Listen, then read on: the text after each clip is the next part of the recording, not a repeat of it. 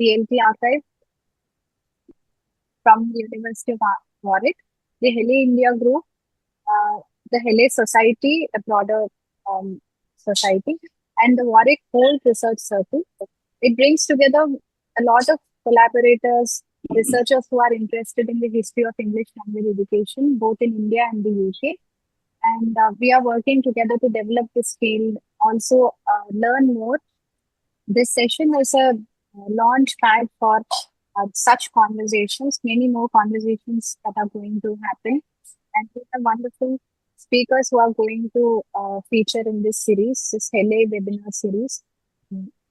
We are still thinking HELE HoLLT webinar series. So now I'm going to introduce the two speakers that are here today, Professor Amol Padwad and Professor Richard Smith.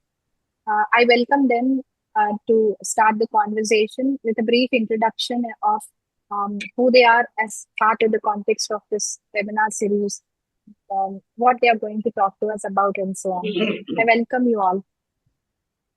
Thank you. Thank you. Thank you so much, Vanilla. And let us make it clear, I think Richard and I are not speakers in the conventional sense for this session, because this is not any kind of talk, but a kind of informal discussion. And the key purpose of this discussion, actually two key purposes, broad purposes. One is to announce the launch of a series of webinars on HELE. And secondly, also to give a bit of a background, not just to this webinar series, but to this entire field of HELE. And we will try to keep it informal, and that's why it's deliberately called a conversation. Good evening, good morning, good afternoon to everyone who is joined here from different parts of the world. And I'm really delighted on my and Richard's behalf to welcome you to this conversation. My name is Amol Padwad, and I retired from Ambedkar University, Delhi, as the director of the Center for English Language Education. Basically, I had been a teacher of English language, essentially, and sometimes English literature through my career of 40 years. I also am the president of the AINET Association of English Teachers, and also an active member of the HELE Group India and HELE Society in India. We will be frequently using the word HELE, which is the short for History of English Language Education. And I'm also delighted to have Richard with me here as my interlocutor. So Richard, how about you? Oh, yeah. Yeah, we're very happy to be here and to welcome you all. My name is Richard Smith. I'm a professor at Warwick University in the UK. I've been at Warwick for 25 years now, teaching Masters TESOL and PhD students and a little bit undergraduate students as well. Before that, I was for 13 years, I was in Japan, actually, as Amol was teaching English, but also I became involved in teacher education in Japan. And before that, I was in universities, but mostly, I was 4 years in high schools in Japan, and I taught a little bit in France as well for 1 year. Anyway, I suppose, Amol, you're here. Well, we are here partly. You didn't mention AINET and HELE-India. Do you want to say a little bit about those? And I'll say a little bit about the ELT Archive and HoLLT maybe. Yeah, AINET, the organizers of this series is a National Association of English Teachers in India. And among several other things that the association tries to pursue, one is to promote explorations in the history of English language education, eventually to contribute to the improvement of English language teaching and learning in India and globally. And HELE-India Group is actually a very small informal group of a few academics who share a common interest in the history of teaching and learning English in India, which is a very long and rich history. Over the years, we were individually and informally pursuing our interests. But in the last 15 years, there were chances for us to come together, and we thought that doing something collaboratively together would be more productive. And therefore, this group emerged. But later on, the group has taken a more formal shape in the form of a HELE society. Society has been formed, though it is not a formally registered organization yet. But we were successful in organizing three HELE conferences in India. We were also successful in bringing together quite a sizable community of people interested in HELE, including young scholars and researchers. And we hope that there would be now a more sustained and deeper interest in HELE. Yeah, this is our hope, isn't it? In India, but also worldwide. And I was very lucky to be at those the first two conferences you organized in, I think, in Delhi and Hyderabad, and it was great to see so many people interested in history of English language education. Um, I did well, just myself. I did my PhD on the history of English language education, with a particular focus on somebody called Harold Palmer, who I became aware of out in Japan, and became aware of his work and becoming interested in history when I was in Japan. Since then, I came to Warwick, and I suppose I've been trying to carry on with research in this field. Um, One thing I've done is 20 years ago even now, is to establish a kind of historical collection of textbooks here at Warwick, which we call the ELT Archive. And coming out of a project I did with Professor Nicola McClelland at Nottingham University, who's actually in the field of German studies, we had a project bringing together the rather isolated historians of language teaching different languages. And out of that, because I felt quite isolated in my own research, I didn't feel many people were doing history of English language teaching. So we reached out to historians of other languages, actually, especially French. I'll talk about that in a while. But we had a conference, and Amol, you came to that conference with Krishna Dixit, and we've established a worldwide network for history of language learning and teaching called HoLLT, which I'll talk a little bit more about later. But Amol, I mentioned that you came to that conference. It was already 12 years ago, but we've known each other even longer than that. Yeah, How do we know each other? sure. I remember meeting you about 25 years ago as a Hornby scholar, and then later as a Hornby alumnus for various projects and purposes. And then we did a couple of consultancy projects together in Nepal, in particular. We were also part of the arms project of British Council. And then we also had other shared interests, for example, in teacher research. And that's how our paths keep crossing together. And then Yeah. I think another important meeting that I remember was the ELT survey that British Council decided to conduct in India. And EFL University was, if I remember correctly, the nodal agency for that survey. It was a unique kind of survey, and I think had it gone ahead in full steam and compiled all the resources, it would have been a very valuable foundation for HELE explorations. It started on very good note, but for various reasons, largely logistical and administrative, it has it is now lying low, I guess. Though it's not dead, I'm sure, and Yeah. waiting to be revised. So there are those few things that I remember we have been in touch with on.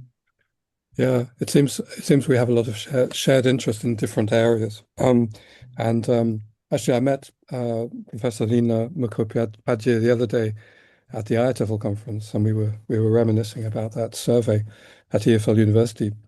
But anyway, I we realized, I mean, through meeting each other, that we both have this interest in the history of English language teaching, which maybe is not a common, very common interest, but we definitely want to hope to inspire more people to become interested in the history of English language teaching.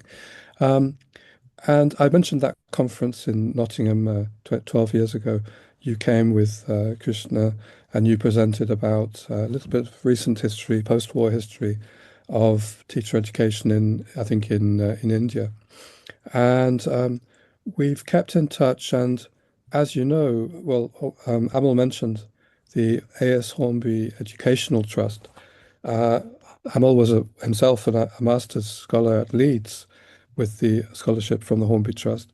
Um, the Hornby Trust, or Hornby himself, was an important figure in establishing ELT in Britain post-war, after World War II. He founded the ELT Journal, for example. But anyway, he devoted some of his royalties to scholarships for students from Global South contexts. And I was a trustee of the Hornby Trust for 21 years and persuaded them to support also initiatives in the field of history of English language teaching. So they have supported the ELT Archive. So we developed good collections of Hornby's own materials and interviews with Hornby, others of his contemporaries like Michael West, and actually we had some webinars with colleagues in Bangladesh, Hamidur Rahman and others, specifically relating to West's work in Bengal, colonial Bengal, before World War II. So again, the Hornby Trust supported that series. They have also been supporting Amol's initiatives Amol's and his colleagues' initiatives in India. So we want to acknowledge the Hornby Trust support for our initiatives, including probably this series. I also just want to acknowledge two people, Vanilla, and who came to for 1 year to Warwick as a PhD student. She was a University of Hyderabad PhD student, and my former PhD student Yi Zhang here at Warwick, who are organising this series as co-organisers from India and the Warwick sides. Well, the immediate reason for this webinar conversation today is that we want to sort of, there have been some webinars, but we are inaugurating the joint organisation of a webinar series between here, Warwick, and Amol and colleagues in India. And we're going to try to have monthly webinars from now. And another very important development, Amol, that you would like to publicize, I think, from your side. Yeah. Some of you may Actually, we have also recently launched a journal dedicated to the history of English language education. It's called Studies in History of English Language Education, very recently launched. And we have already published the call for submissions. And the inaugural issue we just hope to bring out by September, for which we would be all the basic looking forward to receiving manuscripts till 30th of June. And it's very simple. You simply need to register yourself as an author if you wish to submit. And then there is an online submission process, very simple to go through. Yeah, that's a really great thing that's starting just now, as well as this webinar series. So I thought we thought we'd just start today by talking about our personal motivations, really, for our involvement in the HELE, our interest in HELE, and reasons why we think HELE is important, initiatives that we've been involved in. We've mentioned some already, some more about these initiatives, and finally, how we see the current state of this field of heli and how we see it developing. Um, shall I start? Just talk a little bit about my personal motivations for getting involved. Yeah, I was about to ask you, you had a PhD, you did a PhD in Delhi, but how Yeah, did your interest begin actually? yeah. So I had a choice, actually, Amol. I had two ideas for doing a PhD, and this was back in 19 when I started my PhD was 1998. So I was a bit late, maybe starting to do a PhD. Um, I can't remember how old I was, about 37, I think, after some time teaching and doing teacher education. I thought, well, my practice in Japan was connected very much with learner autonomy. Um, so that was one possibility.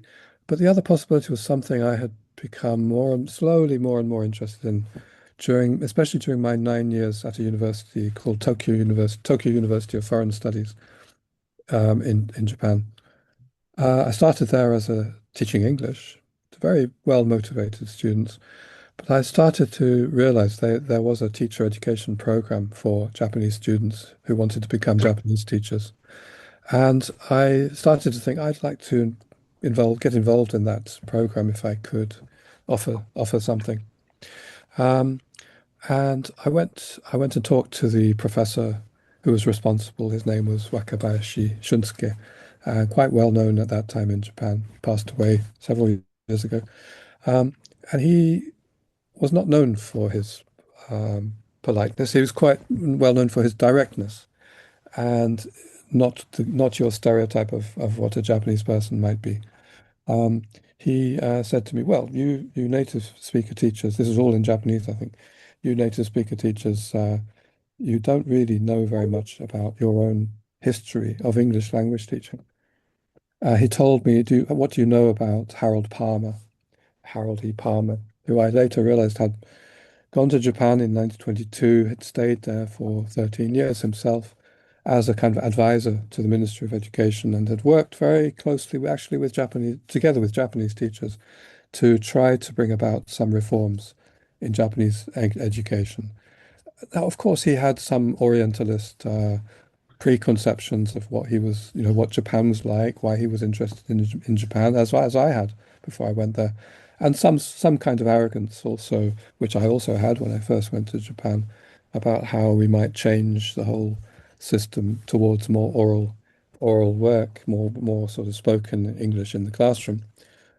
But he, as I did, changed his views to adapt more to the context and to work more closely with Japanese teachers and learn things like how important the textbook was in Japanese schools, and that you can't just throw away the textbook, you need to work together with the textbook. He then developed very interesting ideas, which, well, I learned all of this myself because I was kind of motivated by that accusation to go and find out more about Harold Palmer's work and realized there was still a society of English teachers who were, you could say, were quite progressive in wanting to bring about reform, but their progressiveness, their ideas for change were heavily influenced by this work by Harold Palmer before World War II. In fact, it was quite an influential association, although small, in the sense that members of the association were becoming officials of the Ministry of Education. And somehow it was very interesting to me at that time when I was looking for an alternative to Western imposed methodology, because at first I myself was promoting community language teaching very heavily and realized that was not what Japanese schools needed. We needed something different. So I found it um, very interesting and giving me a lot of good new perspectives to work together with those Japanese teachers who themselves were heavily influenced by history and are conscious of history to a much larger extent than I think is true in British ELT, British TEFL. And I became aware of how much important work Palmer, with his colleagues in Japan, had done.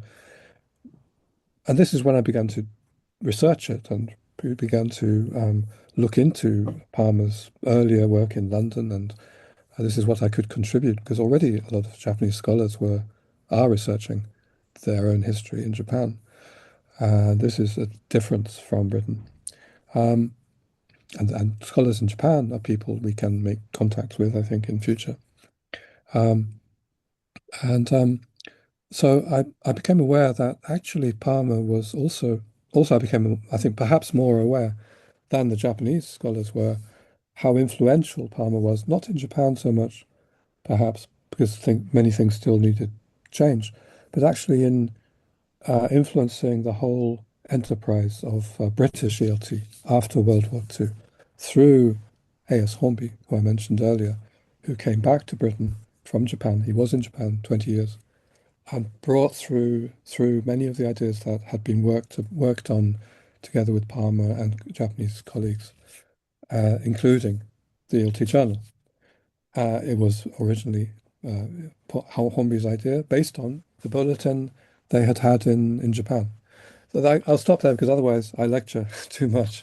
But this was fascinating to me, like this hidden history also behind British ELT, which is always looking forward, thinks it's innovative, and this history going back to Japan, a kind of missing link really with earlier history, even influencing Parma, which was from the late 19th century reform movement in Europe.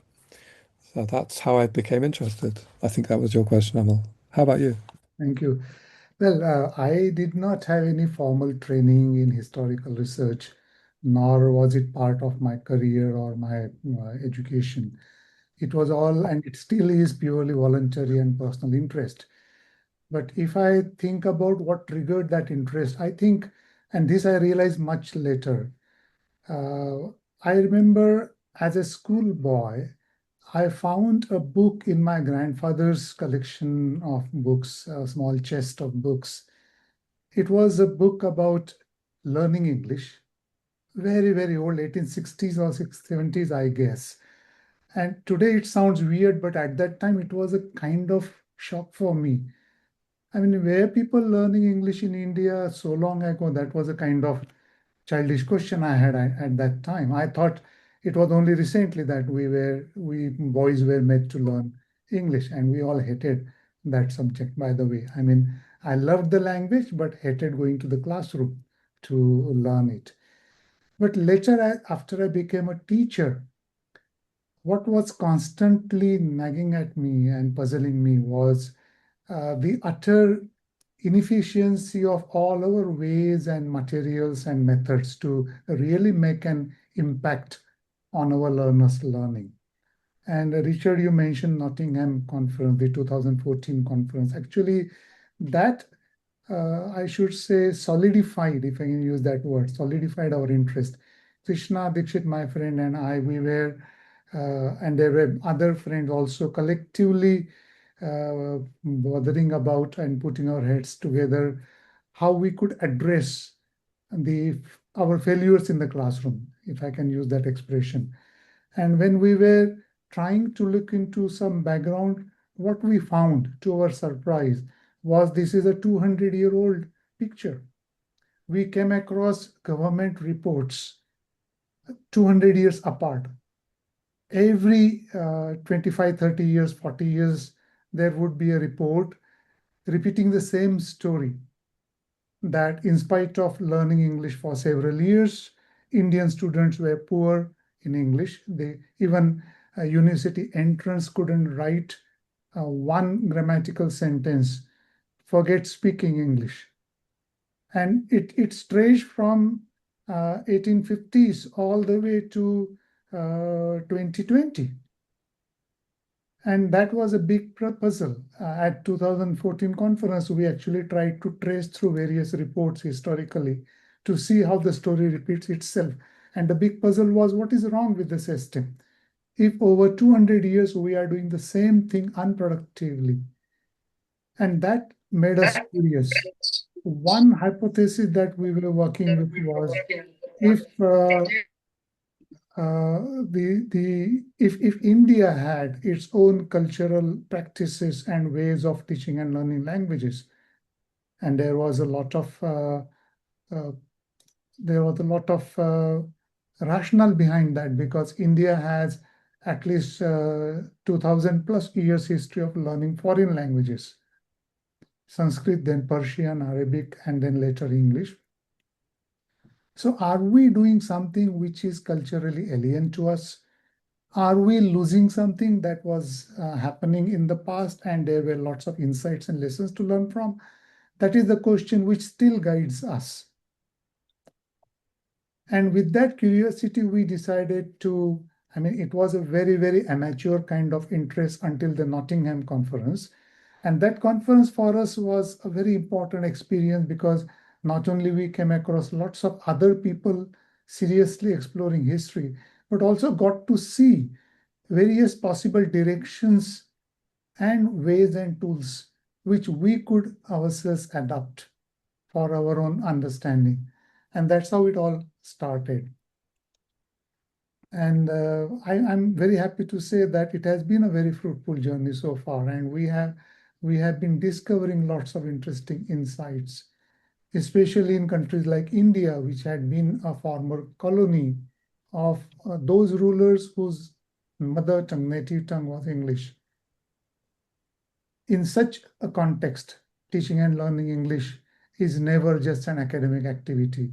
And therefore, if we want to develop effective ways of teaching and learning English, then we have to take into account not only methods and materials and assessment, but also larger socioeconomic, political, cultural context. Those are the basic rudimentary insight that we are getting from this exploration. I'm sure there are other people in this room who are very systematically, seriously, and purposefully pursuing HELE. There are research scholars here in this room. I know some of them. It's really good that we are contributing to developing a historical sense about the profession, about the domain that we are part of.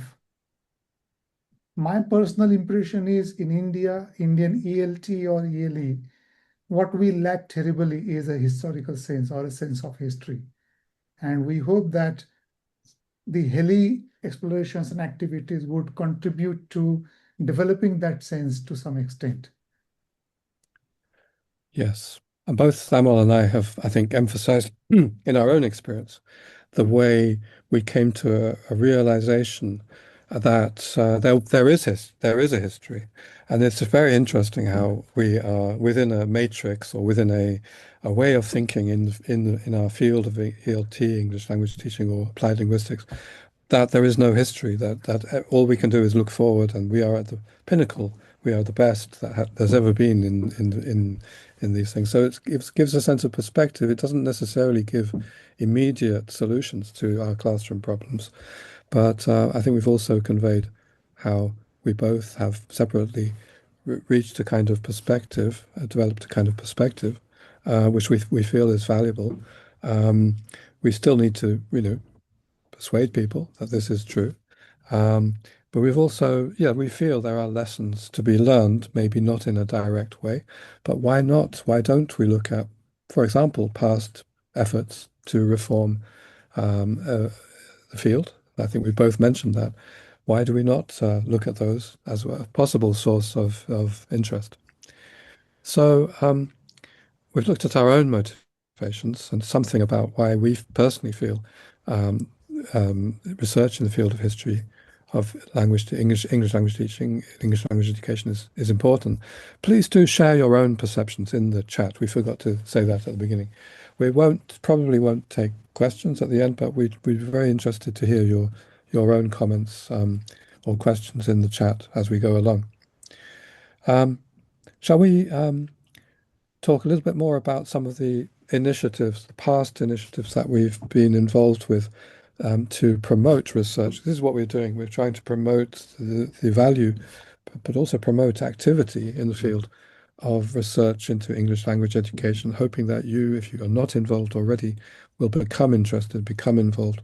And maybe by talking about some of our work, we might start to see how the field has been developing.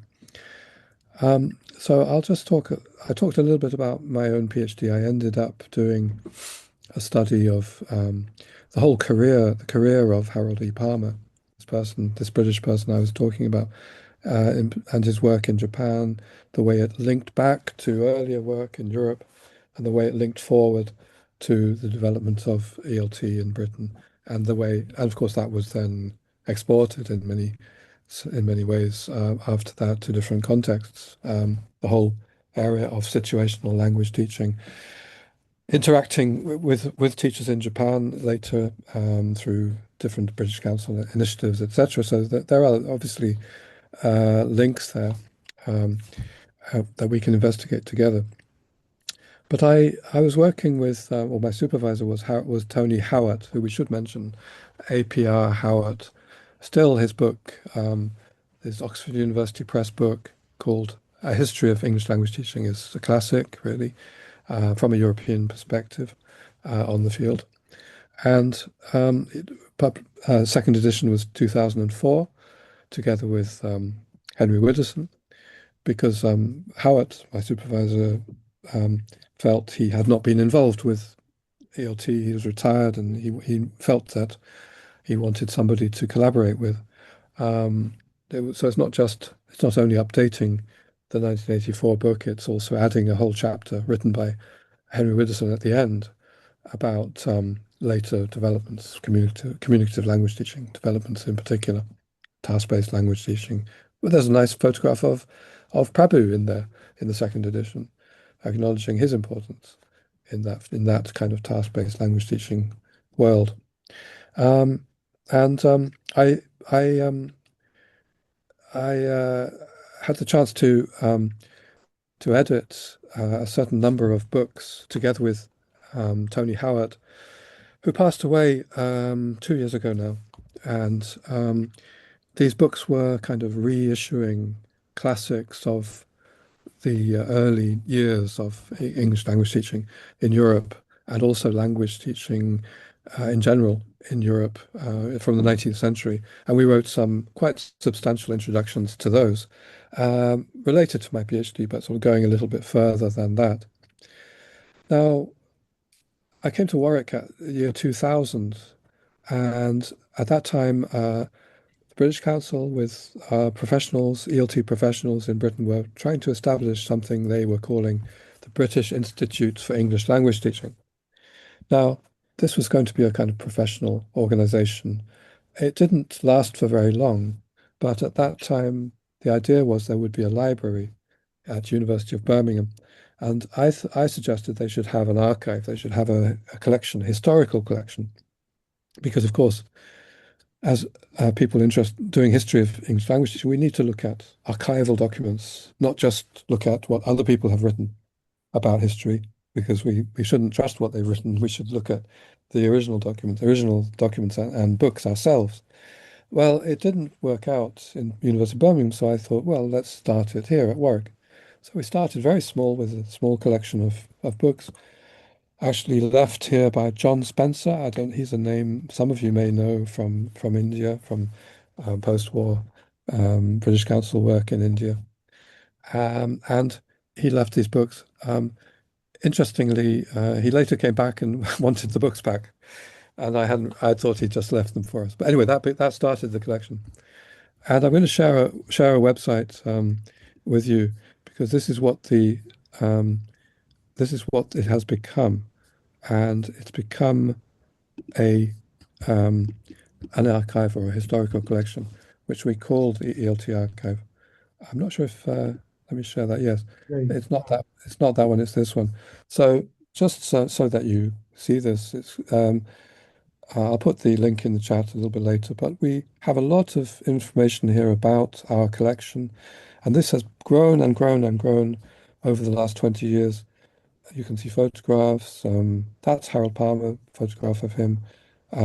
British Council gave support for this, for cataloguing and for some research projects. This is what it looks like. And this is the long list of people who have given books or given documents to the archive.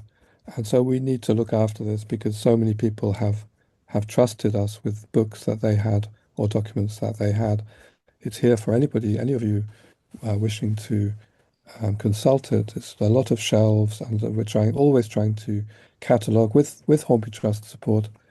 Our catalogue is here. You can see some of the publications. You can also see biographies here, which might be interesting. Of course, these are mostly European figures. You can see, but for example, Michael West, who worked in Bengal, but now Bangladesh, and then Richard, other. sorry to interrupt you, but we Yeah. can see only one screen. That is the bibliography 2018 stuff. Oh, Are you okay. changing the pages there? Oh, sorry. Yeah, I should be looking at a different one, shouldn't I? Sorry, that was just my own website to share some publications. Let me just share quickly then. Yes, it's this one. So I'll quickly just go back. The main page was this one, the ELT Archive, and that I was showing before. So this is a resource for people to look at, and we do have some documents from India as well, especially as it relates to British Council activity after World War II. The other thing I just wanted to quickly show, I already actually shared with you, was from the project with at that time, I didn't feel there were enough people, I didn't know enough people in the field of history of English language teaching to form any group or society. I knew that there is a very active society for the history of French language teaching, and we might find some inspiration from their work. But from out of the conference, you see the books on the right, the conference that Amol mentioned, we made 3 books called The History of Language Learning and Teaching, based on the conference that, and Amol and Krishna have a paper in this 3rd volume here. And in the introduction there, with Nicola, we are still on the list of people names. So sorry. Yeah, there's different websites here open. Yeah, this one, it's this one. So there are these 3 books here on the right, The History of Language Learning and Teaching. And out of that conference, 2014, we also established a network. As I said, I didn't feel there were enough people involved with history of English language teaching. And so we set up a network called HoLLT for anybody everywhere who is researching any language, the history of language teaching of any language. And HoLLT is something you can all join. And it is basically a network where we share information, we share publications. We have edited some more publications. We have events. For example, we have one coming up in Britain on a panel on native and non-native speaker teachers in the history of language teaching. We hope that Vanilla will be able to join us for that. So these are just some initiatives I wanted to share. And Amol, sorry about the websites. Amol, how about you? Would you like to share a bit more about the HELE group and HELE-India conference? As I mentioned earlier, for quite some time, it was a few scattered individuals pursuing interest in small ways. But in the last 10, 12 years, we have come together as a small group, and lots of interesting things have begun to happen. I had already mentioned that there had been 3 national HELE conferences in India, and Richard was there for the first 2. And we are hoping to organize the next conference during this year. And you will all get to hear about it. Publications out of those previous conferences have been emerging, and one collection of select papers is due to come out in another 3 or 4 months' time. An important development in the last 5 years was a research project specifically dedicated to the history of textbooks from the colonial times. And it has been a very, very richly productive project. And one important outcome of that project is a massive annotated bibliography of all historical resources related to primarily textbooks history, but also some other resources, and that bibliography is in the final stages of production. And a monograph on the history of HELE in India is also due to come out by the end of this year. We have, as I mentioned earlier, we have already launched a journal specifically dedicated to HELE. Primary interest is in India, but it's also open to HELE anywhere in the world. And this is again repeating my appeal to contribute to the journal whenever you can. It's going to be a 6-monthly journal, so 2 issues in the year. And for each issue, we are looking forward to a 30th June and 31st December deadlines. Another important initiative that we are working towards is to build a digital archive of materials. We realized in course of our explorations over the past few years that there is a substantial research literature and knowledge base in history of education in general, but not much in the HELE. Even in the history of education, there is not much specifically talking about how English was taught or learned. And I remember Richard mentioning this at one of the previous conferences, how even within ELT, history is very narrowly limited to history of methods. Whereas there is so much happening in the history in terms of not just methods, but in terms of policies and materials and teacher recruitment, teacher training, education, or even assessment. And all these aspects are waiting to be explored. We hope that for any future explorations, this bibliography as well as the digital archive should serve as the first port of call, if I can use that expression, and should be useful for any future researchers.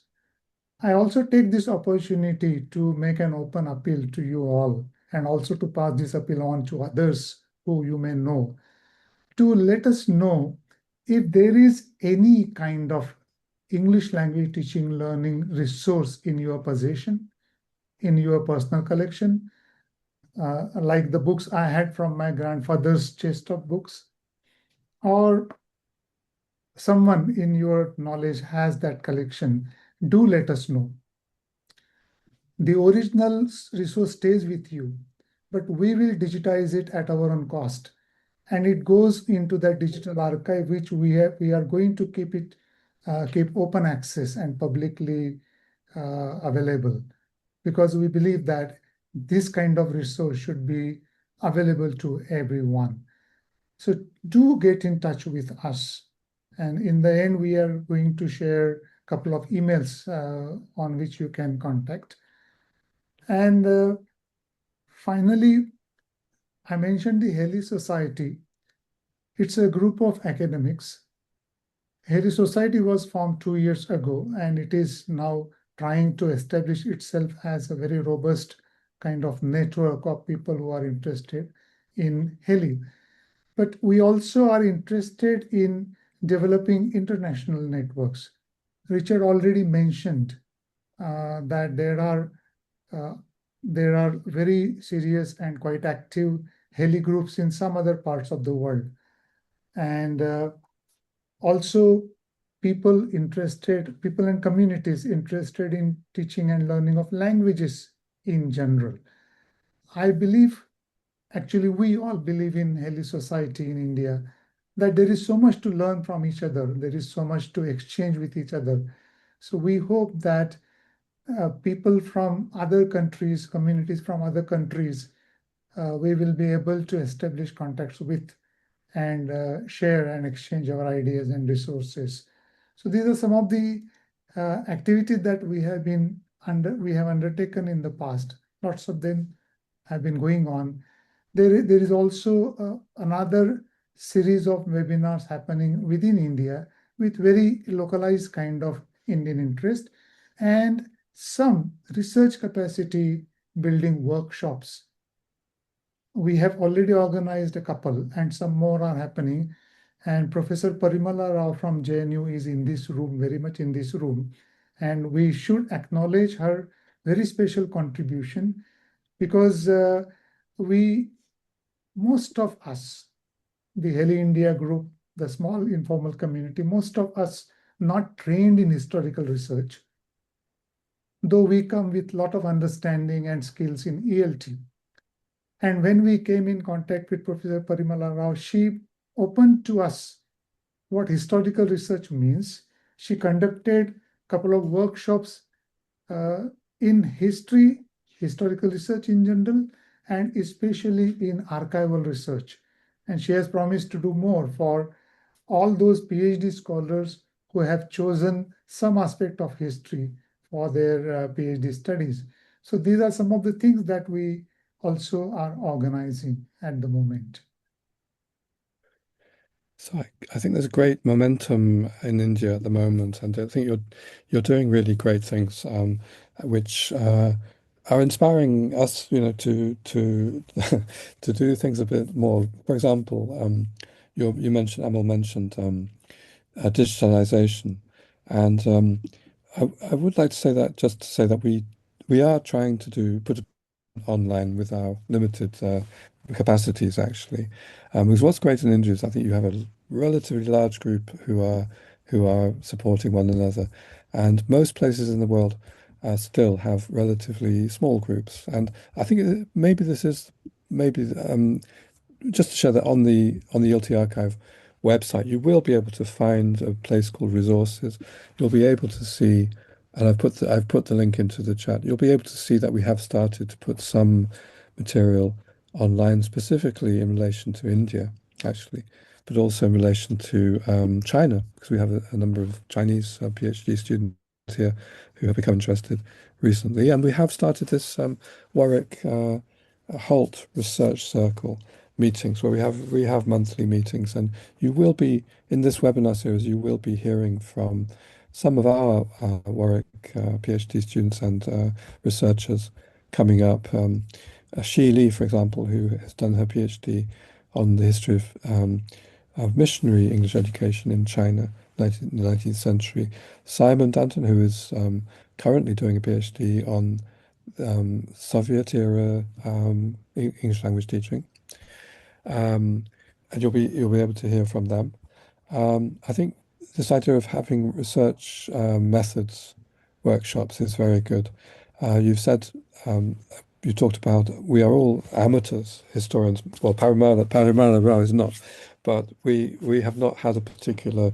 Well, Simon, for example, did history at his first degree, but most of us have not had a training in historical research. So we are helping one another really to develop in that area. Um, and I think we could try to arrange more research methods workshops, perhaps online as well in the future webinars. Um, I wanted to just because you Amal is talking mainly about India, South Asia, but but you've also mentioned that there are groups around the world and we are beginning to network together. Um, and so I think it's placed maybe just to highlight that some of these colleagues elsewhere in the world who have been pioneering in their own context, especially history of English language education. And on the website, I hope you can see that now. We can see that there are certain groups in Italy, for example. Remember, these are not only English language teaching; these are for language teaching in general. And but let me just give a shout out, as they say, to Luciana and her colleagues in Milan, who have been developing an ELT archive in Milan for especially for textbooks, etc., written by Italian authors. So something I just want to emphasize is with your work, Amal and colleagues in India, we are seeing a kind of decentering or a recentering on your own context. And so what I've been doing is sort of looking at the history of, I suppose, British ELT, but the way British ideas were spread in a kind of post-colonial way. But we do need, and we recognize the need for more and more work in specific contexts around the world, which relate to the specific histories of English teaching in different countries, not just accepting that the history was the same old history of methods that you get from certain textbooks. And it was everywhere the same. It certainly was not. And as Amal said, as we begin to do research, we begin to understand the specific nature of traditions and ELT work in particular contexts. So this is a kind of appeal to those of you who are perhaps not in South Asia but elsewhere. We need more and more local history, not local, but histories from your own contexts. So centered histories on your own context. But we can see that there was something in Brazil. I think it's not existing anymore. Let's also just acknowledge that there has been quite a lot of work in Germany about the history of English language education. Later in this webinar series, we'll be happy to hear from Friederike Klippel, who has been leading a lot of the work on the history of English language education in Germany. So that's another context where there has been a lot of research. And then in Japan, as I said, there has been work on the history of English language education in Japan, and we need to probably make better connections with them. And this final link here was just to remind us again that our colleagues in the field of French language teaching have been working on the history of French language teaching for at least 30 years now, and they have had a series of journals, looking at different areas of French language teaching, which I'm sure that we can learn from as well. So, Amol, what shall we talk about now? I think if there are any questions or comments, Okay. we can take. But before that, shall I quickly tell about the forthcoming webinars? Yes. So on 25th May, we have Simon Dunton speaking about English language textbooks in the Soviet 60s. And on 3rd June, we have Professor Hilary Kalisman speaking about the British Council in the Middle East. And both are very fascinating, interesting kind of studies. And we do hope you will join us at the webinars. These posters are going to be circulated soon, so you will also receive them in your inboxes. Yeah. And Hilary will be visiting the archive at that time, and she's written a book actually about which she'll be talking about. But she's researched the British Council's soft power in the relation to ELT, which will be very interesting for all of us, I think. Yeah. So if there are any comments or questions or any ideas to share, please type in the chat box. Yeah, one question, Amol, from me is why HELE? Why in your mind do we talk about HELE and not, for example, history of ELT? I approve of it, but what's your thinking? I think that's a very important question that we need to keep in mind. Mm. Even in general, in AINET conferences, for example, we made a conscious policy decision to use ELE and not ELT. So in all our conference documents everywhere, we refer to ELE for at least two important reasons. So one is ELT, English language teaching, somehow sounds a narrow term when it looks only at teaching and does not cover learning. That's one reason. But the second more important reason is the term ELT has now developed very specific historical and political connotations. At least to our mind in AINET, ELT is a kind of industrial commercial enterprise wherein teaching of English is sold as a commodity, it is marketed. Even if we don't go to the extent of claiming it as a tool of linguistic imperialism, as Robert Phillipson and some other people say, but still it is a very much more of a commercial enterprise than an academic or welfare enterprise. And therefore, whenever we use the term ELT, we use in that specific connotation, whereas our interest is much broader than that. And therefore, we are interested in HELE, not health. So that was the choice. Within India, there is a third important dimension. English language teaching and learning wasn't an independent, autonomous academic activity for many, many, many years. And thanks to you, Richard and Vanilla, for your article where you raised this crucial point that for several years in curriculums and syllabuses and education policies, English, teaching and learning English as a language was never an independent activity. It was always a byproduct of teaching and learning science, for example. And English education is a very, very commonly used term within India in historical discourse to refer to modern Western education, which came with the colonial rule. And English education by default also meant learning English or teaching English because it typically happened through English as the medium of instruction. So English ELT or English language teaching did not have an autonomous status, while English language education has this overlapping sense of getting the modern English education as well as getting to learn English. And that's why we chose ELE as a term. Yeah. So, I mean, Krishna has supported what you're saying in the chat by saying the very relabeling from ELT to ELE signals a shift in perspective from a narrowly methodological enterprise to one that recognizes teaching and learning as embedded in wider educational, social, Thanks. and institutional processes. So I quite understand what you're saying. And it perhaps